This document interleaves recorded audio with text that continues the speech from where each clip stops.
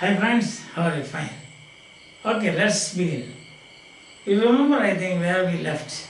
A policeman rushed to the doctor and told him that there was a case of attempted suicide in the nearby lodgings, and so both of them are now rushing towards the lodging. But before that, as usual, let's go through the difficult words. Muffled voice means heard at a very low level. Muffled voice. For example, when you talk in the class, we hear a muffled voice. You don't shout there. Second is mounted, means climbed. They mounted the tree, means they climbed the tree.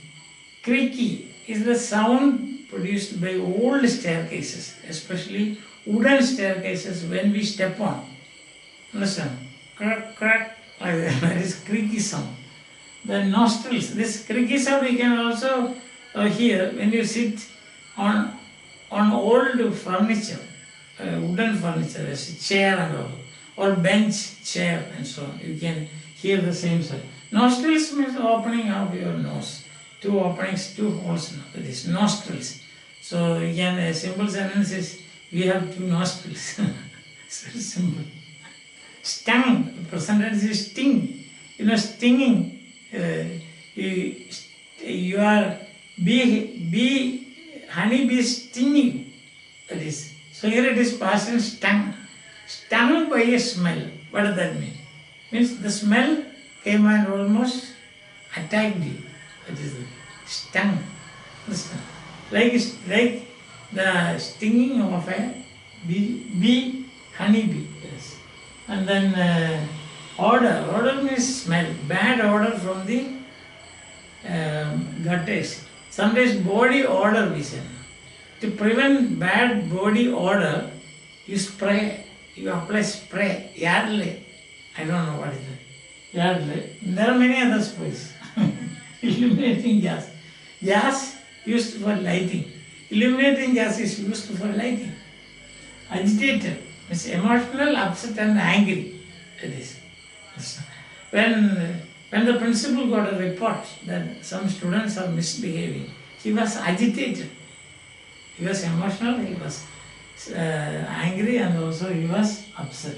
Attic, a small room on the roof of a building. A very small room. Usually it is used for dumping all the furniture and so on. That is an attic means. I think now it is clear to you, no? Very clear. Very good. Now you have come, the doctor and the policeman walked towards the lodgings. They were silent. Why? I already told you. Why were they silent? They had no time for that, no, to spend waste. Even their footsteps could not be heard because it was foggy night. And also, they were in a way, they were walking very fast, you know. That is. They climbed the old staircase. That's why a creaking sound could be heard. They felt the sharp smell of the illuminating gas. The landlady was very upset. She directed them to a bare little attic. They saw a young man lying stretched on a narrow bed. So when they rushed, even without speaking a word, when they reached the lodging, there was a narrow entrance. They entered, and the upper story, the landlady was waiting anxiously for a doctor to come. As soon as the landlady, without speaking a word, said, go, there it is. And they entered the attic, and then they saw a young man lying stretched, almost dead. This is what they saw. Now the text. We walked the short distance in silence. He did not speak even a single word. For one thing, it's a sad thing. The mission is a sad one. They are going to meet a person, a young man, about to die. Even our footsteps muffled by the fog, heard at a very low level, muffled by the fog, and turned into a narrow entrance of an old building. So we were very fast, as fast as we could, we were rushing and entered an old building. As we mounted this creaking staircase, climbed, so the staircase creaking because very old one, and maybe some parts may be missing. My nostrils were stung by the sick, sweet odor of illuminating gas. So illuminating gas, the smell is Swiss. He says sick, makes you sick.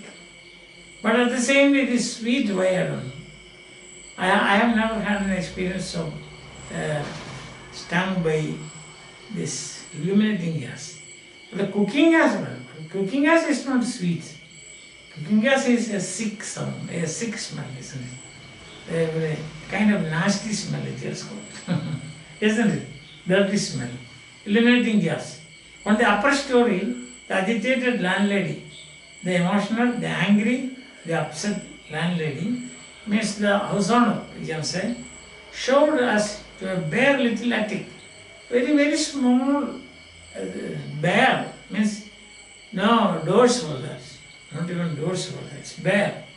Small attic, a room on the roof, where stretched in a narrow bed, on a narrow bed, lay the body of a young man. Yes. Stretched. We don't know whether he is dead or not. That's what they saw. So in this section, what we find is the rushing of two persons, reaching the lodgings. The landlady agitated. She shows the the attic. They get in and they see a young man lying stretched on a narrow bed, almost dying. So the question could be asked, why were they silent? The doctor and the surgeon of police did not speak because it was a sad thing that they are going to see, and also they had no time to waste. That is all. Why? What do you know about the house? Means the lodgings. The lodgings was very old. The staircase was very old. The entrance was very narrow. Since the staircase was very old and building old, as they stepped on or as they climbed, they could hear a creaky sound, creaking. Understand that? That's what it is. What was the odor that stung their nostrils? Sick, sweet odor of illuminating gas stung their nostrils. Where was the landlady? Simple question. The landlady was on the upper story of the. How was she? What was her expression? They welcomed these people? No. There is no time for welcoming and all that, or exchanging pleasant greetings or anything such thing. As soon as he saw the doctor, said, oh. And they rushed out. The landlady was agitated. What sights they saw in the attic? Or what did they see in the attic? They saw a young man stretched on a narrow bed. His body lying stretched on a narrow bed. That's what they saw. Alright. What is it all about? You remember? Who is lying there stretched?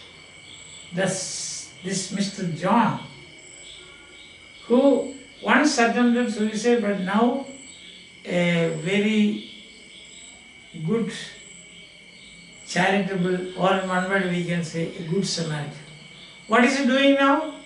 He is doing works of redemption, saving people. Whom are he saving?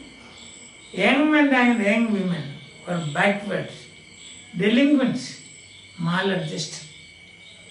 Nobody looked after them. Against the street boys. Many people are doing such service. I don't know whether you have heard of Don Bosco. Fathers and brothers of Don Bosco community. What do you call? SDB. Society of Don Bosco.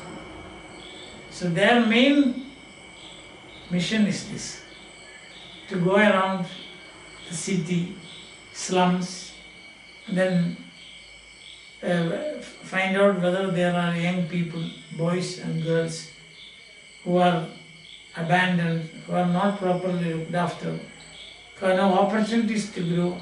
They go and meet them, take them to places where they can be kept in a decent way, in a dignified way, and they teach them, or they somehow manage to train them, giving a skill training they give. In some or the other, you can say, some kind of trade, they give training and send them back to the world. Then they work, earn a decent living and lead a dignified life. So that's what they are doing. But here, that is a society. But here it is done by one single man. And that is, of course, his wife is assisting him. That is why is he doing this? As a gratitude for the blessing that he received from the hands of the landlady, the doctor, and the sergeant of police. That's what I said. The greatest lesson that we have to learn from this is to be grateful to those people who help you. You should be grateful, means you should show your gratitude to people who sometime or other helped you in your life. It is a great lesson, and if you show gratitude, it will give you immense satisfaction. Understand? Yes? You understand me? Okay, bye.